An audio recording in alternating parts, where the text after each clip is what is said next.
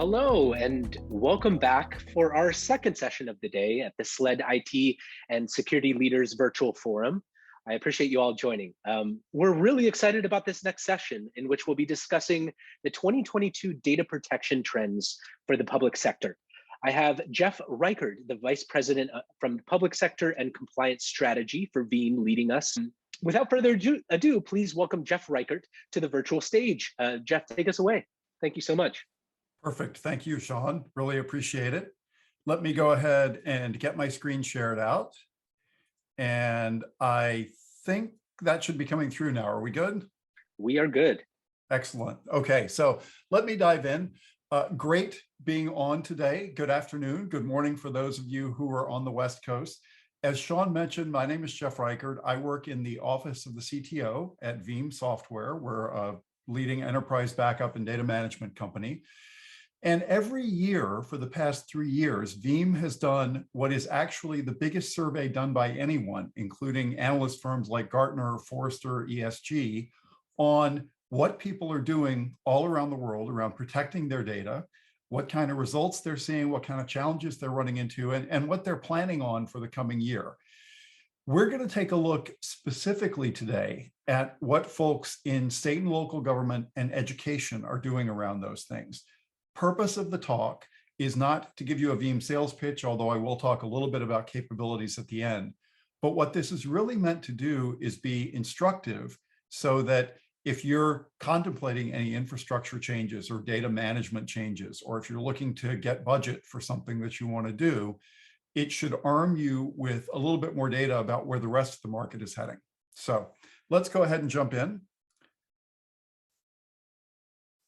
If we're talking about protecting data, a logical place to start, and this is kind of where we always begin our survey when we do it, is to ask people, well, where is your data? What does your infrastructure actually look like that you're currently protecting, that you've got deployed? And if we ask that question, because we've had 3 years now to collect real-time data about where workloads are running now, we've actually got some very good information. This looks complicated. I'll explain what the diagrams show. On the left side of the screen, we see physical servers running workloads in the data center. The middle represents virtual machines, that middle group of 5 bars. And the right side represents cloud-hosted virtual machines, either at managed services providers or in hyperscale cloud. Now, in each group, so physical, virtual, and cloud, in each group, we have 3 years of historical data. The bright yellow bar represents 2020, and then the bar to the right of it, the sort of other green bar, is 2021, and the middle bar is this year's data, actual workloads running in each of those locations. You'll notice a very steep decline over the past 3 years in physical workloads in the data center. You will also notice a pretty steep decline, although not as steep, in virtual machines in the data center. And that's the middle bar. And then obviously, if we look at the bars on the right, we get a commensurate increase of workloads that are running as virtual machines, either in local MSPs or up in the cloud. The fortune telling is the 2 bars on the right in each group. Last year, we asked all respondents, where do you think you're going to be in 2 years? And this year, we did the same thing. We asked everyone, where do you think you're going to be in 2 years? And so the best guess of the 3,400 people that we surveyed around the world was that at the end of 2024, they'll have about 24% physical servers in the data center, about 24% virtual machines, and do the math, about 52% cloud-hosted workloads. What's interesting is that while there's been a pretty steep change in the curve over the past and projected 5 years that we're talking about here, it does pretty much seem to be stabilizing. And the lesson that we take from that at Veeam is that we are going to be looking at a hybrid infrastructure for some time to come. There are physical servers that are still in the data center and they're not going anywhere. There are virtual machines that are still in the data center and they're likely not going anywhere. And cloud has benefited from the decrease in both of those over the past few years. Now, if we then, this is the whole view, about 3,400 people worldwide. If we then take a look instead at just public sector, the numbers are remarkably similar. If anything, if you look, public sector has decommissioned more physical servers and put in place more VMs and is exactly even on the cloud workload side. And if you notice that some of these don't add up exactly to 100%, it's because of rounding, but the public sector numbers do add up exactly to 100%. They're locked on at 49% cloud, and then the 25 and 26%. So this is what we're going to be seeing as the new normal. We're going to see an appropriate and logical mix of on-prem and in the cloud and virtualized workloads. So then we progress to the next step, which is, okay, that's what we have running. How are you backing it up? And maybe even before that, when things go wrong with these workloads, what is it that causes outages to actually happen? So every year we ask, this is another graph that benefits from the fact we've done the survey for a couple of years. We ask every year, if you could choose all of them that matter to you, and that's the top bar, all causes of outages that you experienced. And you'll notice that the biggest one was infrastructure and networking outage, but we've got right behind that applications, OS, cybersecurity events are definitely up there. But we also ask what the most impactful one, what was the worst outage that you had? Now, in this survey, 76% of respondents worldwide said that they experienced a ransomware attack last year, which is a pretty startling number. And so it's probably not a surprise that when people choose the most impactful last year, which is the middle bar, 16% said it was a ransomware cybersecurity event. This year, 15% say it. So it is still very, very much up there in terms of causes of outages. But regular old, normal, expectable bad things happening are also up there in terms of outages. Infrastructure, OS, server, application, networking. All those are things that happened 30 years ago in the data center, and they still happen. You'll also notice that public cloud outage is called out, even though generally speaking, public cloud providers do a great job of providing resiliency and security and scalability. It's not like they never have human error or failures. And by the way, human error is also a notable component here. If you notice, misconfiguration, accidental deletion of data are things that happens. One of the biggest news stories of last year, probably a lot of y'all remember, a major city in the Southwest actually lost 20 terabytes of public safety data, which they lost due to human error when they were trying to migrate from a cloud-based storage service that was getting too expensive for them and pull the data back on-prem. And they didn't have enough redundancy in the process they were using for that. And because of human error, they actually ended up losing that data and gotten the headlines for it, which is not the sort of thing that any of us or our elected leadership wants to be happening. If we then dial this back, and instead of looking at every respondent worldwide, we look at the 350 public sector and education customers that were part of that larger group, so a little bit more than 10%, it's kind of interesting. You'll notice in this diagram, I'm going to list the top 5 choices for state and local and for education in the table on the right. And you can just kind of look over and see how they compare to the top choices for all respondents in all industries in the graph that I've got here on the left that was from the last page. So if we look at the top state and local cause of outages, it was infrastructure and network. If we go to education, there's some redundance. We get storage hardware as the top choice for education, and we get it as choice number 5 for state and local customers.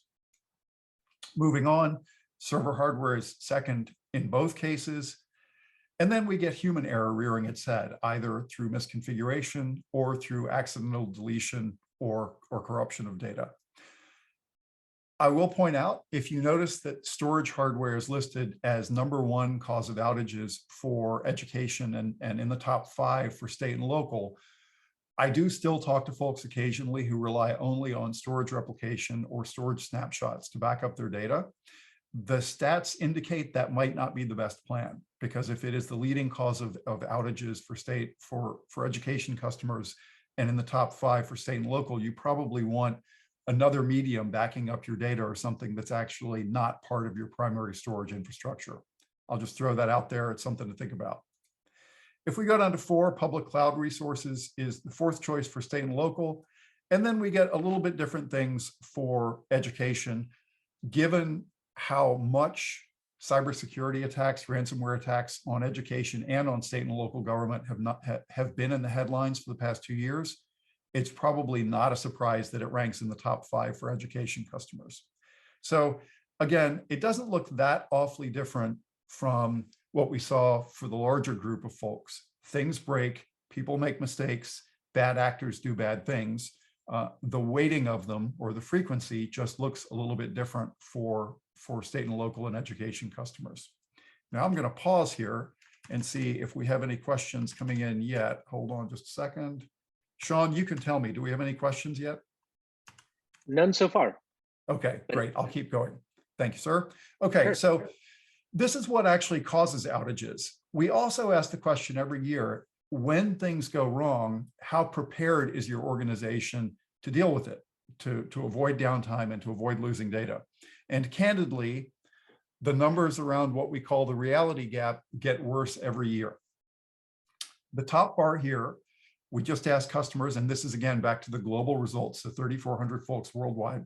We ask you as an IT professional or an IT manager or director, you know how long your workloads are going to be down if a bad thing happens. The line of business, the mission, what is their expectation for how long things are going to be down and how long can they tolerate downtime if there's an outage?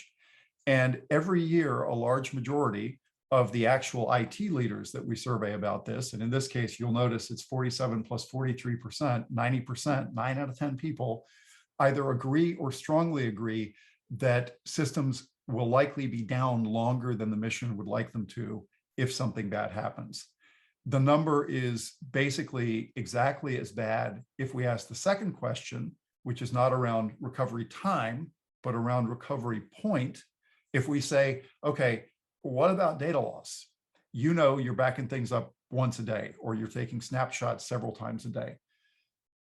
If you have an outage, is the mission going to lose more data than they would like to see lost in the course of recovering from that outage? And in this case, you'll notice globally, 89% said yes. And again, we've done this survey for 3 years. We've asked the same question, and it's actually gotten slightly worse year by year. Now, there's some reasons for that we can talk about. One of them is just data growth. If you've got more data, it's harder to back it up frequently, and it's harder to get workloads recommissioned if we're talking about terabytes and terabytes and petabytes of data. Another reason is that we've all gotten a lot less tolerant of downtime, right? We have mobile applications. We expect constant service from our banks and from other vendors that we work with, and our customers and citizens and students expect that of us too.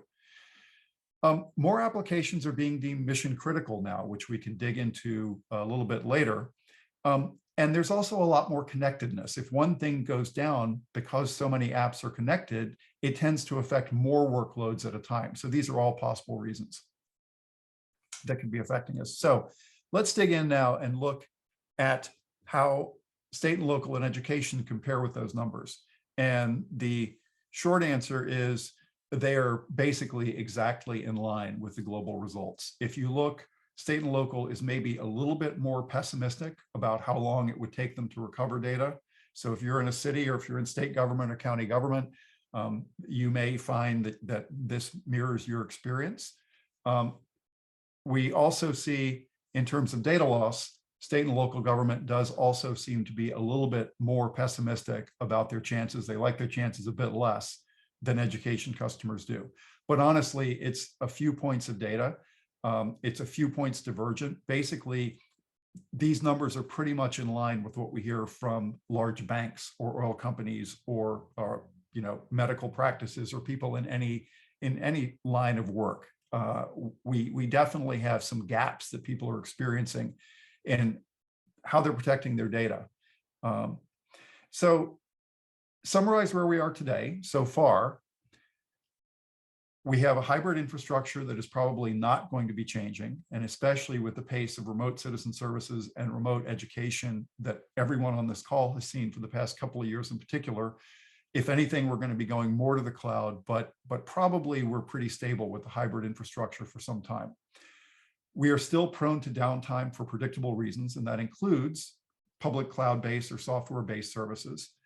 And not being protected well enough is common to people everywhere, all around the world, including state and local government. We're going to lose more data than we'd like to, and we're going to be down for longer than the business wants us to if we do end up having an outage. So that's kind of dire, right? That's sort of the bad news, those last 2 points. Every year, we also ask in this survey, okay, if you had an enterprise type application, if you had a backup application that met your criteria for what, the Ferrari of backup would look like, and it did everything that you wanted to, what are the elements of that are most important? And again, I don't think this is going to be a surprise to folks, because this probably matches the wish lists of everyone on this call who runs infrastructure or runs backups. Basically, first point, it has to support cloud, right? Not a surprise. That's where half of our workloads are running right now. So if I want an enterprise solution, it needs to support cloud. It also has to support large applications. For some kinds of businesses, that may be SAP, it may be Oracle. For other kinds of businesses, it may be your software as a service applications. A lot of state and local government use Salesforce. A lot of state and local government and education customers have standardized on Microsoft 365, for example. So you need to protect those too. You've also got to protect things. Remember that 25% of workloads that are going to stay in the data center, including file-intensive applications like NAS, different Unix and Linux platforms, as well as Windows. And it needs to be manageable and reliable, even across lots of locations or lots of workloads. So none of this is going to be a surprise. This is kind of what I think a lot of us would use to define what we think of as enterprise. And you'll notice in this question, as well as we have in the other ones, we asked if you could pick everything, that's the long bar on top. If you could only choose the most important one, what's that? And that's the yellow bar on the bottom for each of these questions. And this is ranked by what's most important. We're going to stay with that most important ranking when we take a look at how state and local government might look different. So when we compare enterprise backup features, what would be desirable? I actually love this question, because unlike some of the other ones, state and local government and education are basically in lockstep for what they want. And goal number one, which differs a little bit from the broader group, is that it just needs to work, right? It should be assuredly reliable. We should know that no matter what happens, our backups are going to be good. They're going to keep working. And that was consistent for education and for state and local government. We also are pretty consistent in needing it to be easy to manage across multiple locations and being able to support modern cloud-based workloads. So this, if you think back on the other tables that we've looked at so far, there's a lot more commonality. There's a lot more direct agreement between folks who are in government and folks who are in the education sector on these questions. That agreement also extends to the next one, although it's expressed a little bit differently. If you look at supporting disk deduplication storage, that's basically about scale. I've got a lot of systems to back up. I need to be able to do it efficiently. And in education, you also need to be able to back up thousands or tens of thousands of servers. So it relates, it's just expressed, in my opinion, slightly differently, but it's a very similar requirement. And then finally, it has to support enterprise applications like some of the ones that I mentioned before. So again, we need to be reliable. We need to span across cloud and physical systems. We need to scale, and we need to be easy to manage, right? Not really a big surprise in terms of what people are looking for. So saying this is what the Ferrari of data protection, this is what my ideal backup solution would look like, is good. But we also, for the last 3 years, have said, okay, that's fine. But you know, and we know that making a decision to change your enterprise backup is a decision that people don't take lightly. You've got maybe years of retention in your old solution. You've got folks who are trained on it. They know how to implement it. If you were going to do something different about what you're doing around backup, if you were going to go through that budget and transitional process, what would actually cause you to do that? And so every year we ask, okay, which of these would drive your organization to make the change? And we can net these out, but they basically boil down to just a couple of different criteria. First off, people want it to work better. The top two lines: better recovery point, better recovery time, more reliable, right? After that, we get things that are different. We get cost-based are the next two. Either we want to change the payment model that we're using from or to CapEx or OpEx. We want to make the return on investment and total cost of ownership better. We want to plain up reduce costs. That's down there at like number 7 or 8. And after that, we have more capability and cloud-focused points that are made. I want to send data to the cloud, get data from the cloud. I want to use something as a service. I want to protect workloads in different ways than we have been previously. If we compare the overall numbers to state and local and education, again, we're going to go through the table and look at this again. Reliability is top of the list for state and local, and it is second on the list for education. If you think back to the last chart that we looked at that said, assuredly reliable backups as criterion number 1 for both, for an enterprise backup solution, this is not really a surprise. If you could get a more reliable solution, that would cause you to change. Cost is always a factor. Return on investment, total cost of ownership. Cloud is always a factor that folks are looking at.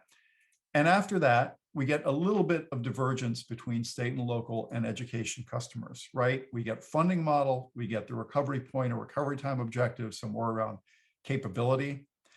And then we get some more capability focused things. Maybe I'd like better storage integration on the state and local side, or I'd like to use tools that are purpose built for the workloads that I'm protecting. So maybe I get a better level of protection.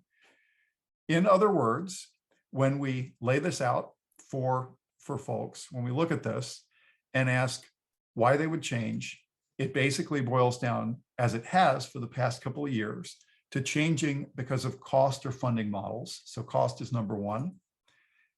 Changing because of capability. I want to be able to have more reliable backups or do things differently than I've done in the past, including storage integrations or diversifying and having purpose-built backup tools for different workloads.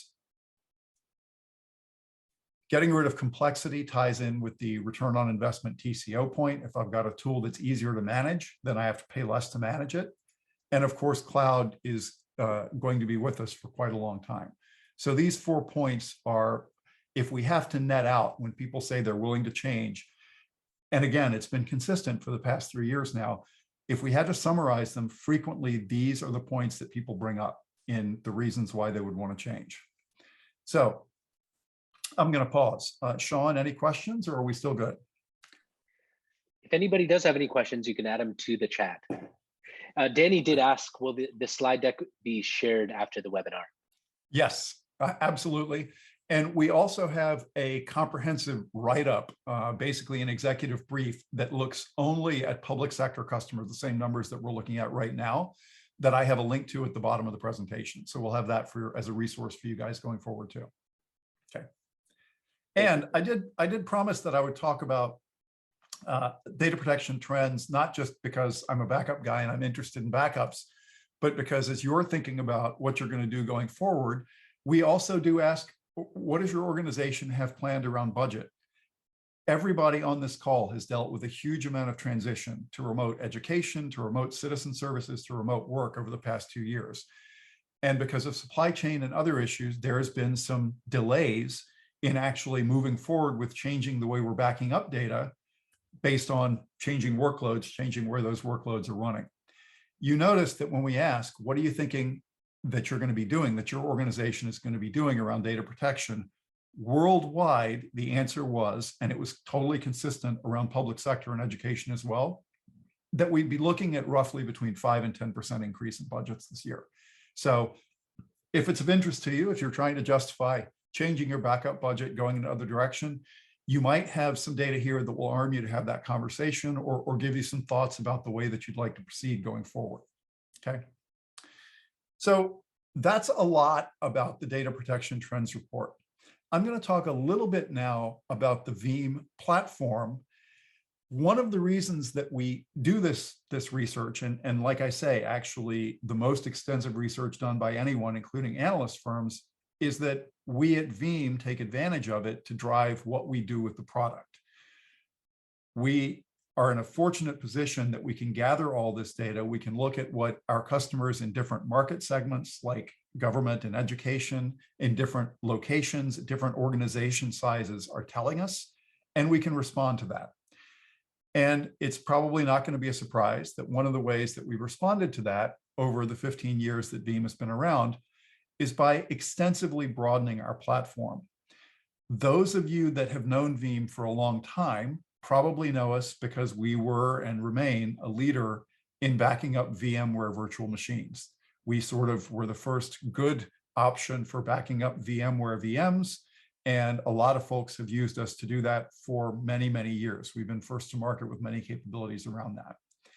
But as we've just been talking about, that's not the end of workloads that people have deployed now. So we've had to be responsive. At this point, we have cloud native backup, hypervisor level backup for all the leading cloud platforms and for Kubernetes workloads, either on-prem or in the cloud. We also are the leading backup solution in the market for Microsoft Office 365, and we will be releasing in the next few months Veeam Backup for Salesforce, which so far, backup for Microsoft 365 has been Veeam's fastest growing product ever, and we actually expect identical performance or more from Salesforce because of its dominance in the CRM space in the market. Now, we back up all of the major on-prem hypervisors, obviously VMware, also Nutanix, and Microsoft Hyper-V, but we recently added Red Hat virtualization to that mix too. So at this point, all of your cloud-based VM workloads, all of your on-prem VM workloads, and physical servers, unstructured data, and database apps, things like SAP HANA, like Oracle, like other Microsoft applications. We've got great capabilities around.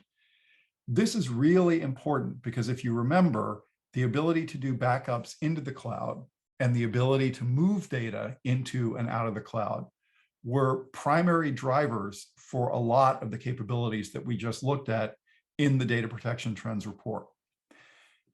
The way that Veeam backups are formatted is very deliberately portable. In fact, not only is it portable, but you can actually restore Veeam backups without a license for Veeam. You can download the free community edition, and you don't have to remain licensed to Veeam to restore Veeam backups that you've taken in the past using Veeam. The backup format itself is portable and self-describing, which means that it is easy, for example, to back up virtual machines on-prem and then either to send that data up into the cloud or to transform the virtual machine and restore it as a running workload into the cloud. And you can do that for disaster recovery. You can also do it for planned migrations. And it is a key component of many of our customers' plans. You can also back up remote offices or laptops, and you can back up that data on-prem, or you can back it up into the cloud or into one of Veeam's 10,000 plus managed service providers that we have worldwide. So things like laptop or remote site backup are really, really common use cases. And maybe even more importantly, you can do exactly the same thing back on-prem. Now, this example, I am showing infrastructure as a service being backed up and that data being portable and mobile. But I had a webinar with 3 city CIOs that we did at last year's Veeam On conference, which was in May of 2021. That was the CEO of Sarasota, Florida, Rancho Cucamonga, California, and Geneseo, Illinois, CIO, I'm sorry. And all of them were very happy Microsoft 365 customers. They used Teams for remote citizen meetings, things like Board of Alders or City Council meetings. They use it obviously for remote work, collaboration, for citizen services. And all of them back up that data on-prem because they have Freedom of Information Act and records retention requirements that mean that their lawyers have told them it's not okay for us to say, sorry, our cloud provider had an outage, we can't get that data back. We need to always know that we have a copy of it on-prem. That is not limited to public sector customers. I have had exactly the same conversation with large enterprise financial services customers and with manufacturing and other verticals. It is pretty common these days that folks want to hedge their bets. And again, if you think back to the slide that we looked at before about real world outages, cloud outages are a thing, and cloud data loss is also a thing.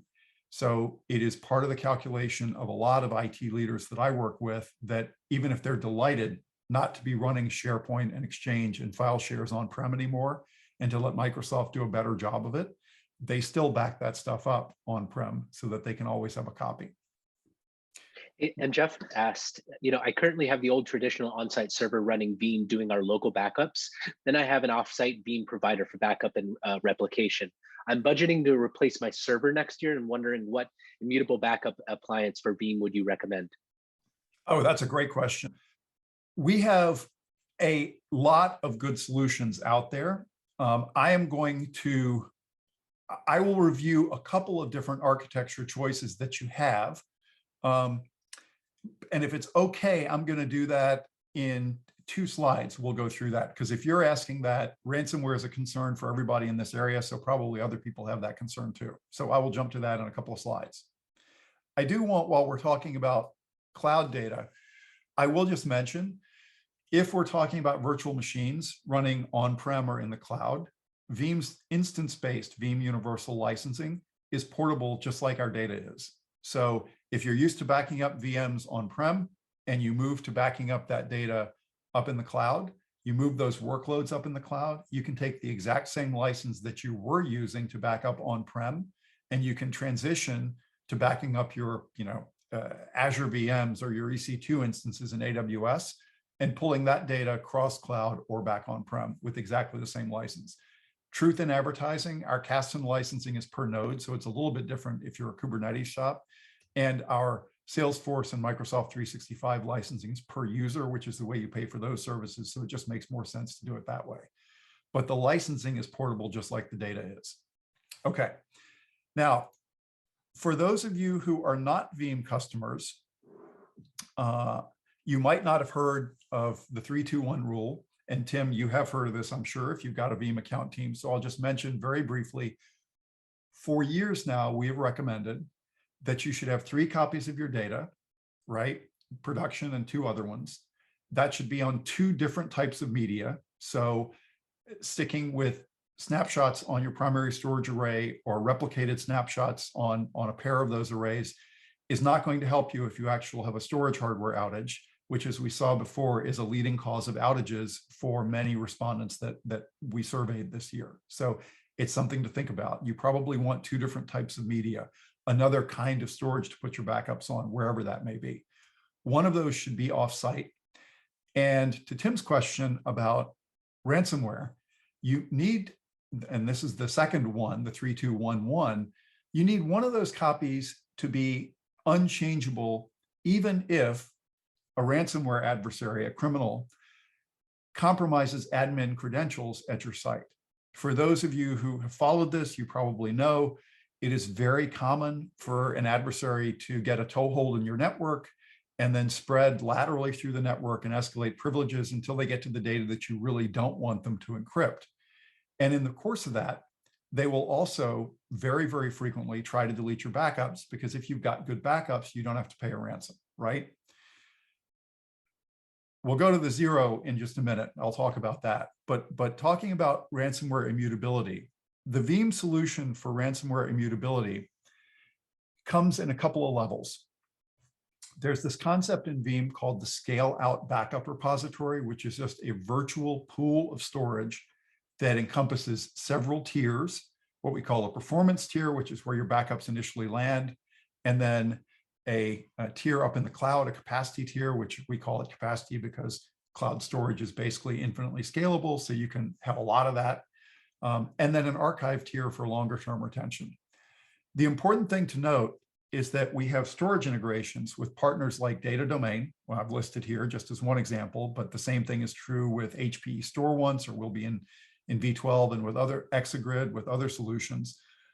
We also introduced in version 11 the ability in Veeam to take a commodity piece of hardware like an HPE Apollo server with a bunch of disk in it, or a Cisco UCS 3260 for those of you that know those platforms, put a bunch of disk in it and have it be a very, very high performing and certified immutable storage solution that you can have running on-prem. We also have, Tim, you're probably aware of this, We have partnerships with a lot of on-prem cloud storage or object storage providers, companies like Scality, Minio, Cloudian. All of those are solutions that we can enable immutability for, so that you can have very, very scalable, cheap and deep object storage on-prem. And if you enable immutability for it, which is extremely difficult to do, extremely easy to do in the Veeam user interface, you click a couple of checkboxes, and if you've set up the box right according to our recommendations, the server, it's perfectly simple to do. And you can do that up to the cloud. So we have a lot of customers that drive immutable backups, for example, up to Wasabi, or up into AWS S3, or into other cloud partners of ours that support immutability. And that includes in AWS Glacier storage. So you can even go to really, really cheap and deep archive tiers of storage and get the same immutability. So summary, Tim, for your question about the best ways to do this. The hardened Linux repository is a good choice, and it is a high-performing and low-cost choice. We also have backup appliance integrations with companies like Exagrid, with data domain appliances, HPE StoreOnce, Quantum appliances. All are good solutions. And we can support object storage either on-prem or in the cloud. And there's about 3 dozen different solutions between on-prem and the cloud that we've certified as object ready with immutability. So there's a lot of choices. I'm just going to point out too, one thing that's not listed here in terms of staying safe from ransomware. And I know in the last slide, I mentioned that you don't want to rely just on snapshots for your backups, but Veeam has a ton of integrations with primary storage using something that we call our US API, our Universal Storage API, that makes it very, very easy for storage vendors to integrate their snapshot operations with Veeam operations. And that includes things like safe mode snapshots in Pure, which I know personally, multiple customers have been saved by that very resilient sort of 4 eyes immutable option in Pure storage. So there's a lot of different solutions that you can get, including in primary storage integrations. And I know I mentioned this before, but I'll just say we've got a lot of service providers to take this off your hands. Tim, you're taking advantage of that already. Our service providers have something called Cloud Connect with insider protection. That means that even if a rogue admin tried to delete your backups, or a ransomware adversary tried to delete your backups, they would have to contact the service provider themselves, and you would have sort of like a missile launch, right? 2 guys with keys, 4 eyes looking at the solution before anything like that can be done. And it's explicitly designed to protect against a ransomware adversary or a rogue admin deleting your data. So that's a long answer. We could have and have had multiple long webinars here at Veeam specifically just about ransomware, but I hope that helps. And I think we're getting close to the end of our time. So for those of you who don't work with Veeam, I will just mention, we're pretty good at this. We have been doing, as I mentioned, Veeam is 15 years old. We have been an enterprise backup solution for the last 13 of those 15 years. And we also tend to do pretty well with the industry analyst community. We have been in the leaders quadrant of the Gartner Magic Quadrant for the past 5 years. We have been at the top in ability to execute for the last 2 of those years. This doesn't matter per se, I think, to folks on here, but in terms of market share, Veeam is also very steadily outperforming the market. I'm not saying that to pat us on the back, but why it does matter for everyone on this call is that we are a profitable and viable company. We are not going to get acquired in a fire sale and leave you in the lurch with no further support. Veeam has been around for 15 years. We're going to continue being around because we're good at what we do, and we're a profitable, stable company doing it. And one of the reasons that we are stable is that we also tend to delight our customers. We have very, very high customer satisfaction rates and renewal rates. So, it's great for market share to be good. It's great for industry analysts to think well of us. But what ultimately matters is what our customers say about us. And the fact is they're voting with their feet and they're staying with us. They're not going and looking at alternate solutions. So that carries over to carry on a bit with the ransomware conversation to the security space. We realized here at Veeam quite a while back that if you're in the backup space, you're also in the security space. And we have a large number of US federal customers and state and local customers that rely on us and have for years. And part of the reason for that is that we take our security certifications and posture very seriously. If you would like more information about the data protection trends report that we went over today, you can download it at the URL on this screen. You can also just go to DPR 22, which is easy to find on the Veeam website, if you'd like to look at statistics for the wider sort of whole 3,400 folks that we surveyed for this year's report. If you would like to know more about Veeam generally, I mentioned last year's Veeam On conference, which was 100% virtual when I had the conversation with 3 city CIOs. This year, fortunately, we are going to be back to an in-person Veeam On. It is next month at the Aria in Las Vegas. Registrations are open now. If you can't get out there or don't want to get out there, it is still a virtual event and it is free if you register virtually. I will just point out, because you'll see this if you take a look at the registration page, there is also an option, if you're interested in doing this, to get heavily discounted Veeam Certified Engineer, VMCE training the weekend before the conference kicks off. So that might weigh the balance. If you're thinking about going or would like to request that, you can take a look at the options for training and get the certification knocked out at the same time you go. It is always a fun event, whether you're in person or virtual, and you will have a chance to hear from a lot of Veeam partners about the solutions that they've built. You will also have a chance to hear what's coming in version 12 of Veeam, which is going to be a Veeam backup and replication, which will be released later this year. And you'll get to hear from a lot of customers about the solutions that have worked for them and any lessons learned that they've had. So thank you very much. I really appreciate everyone's time. Sean,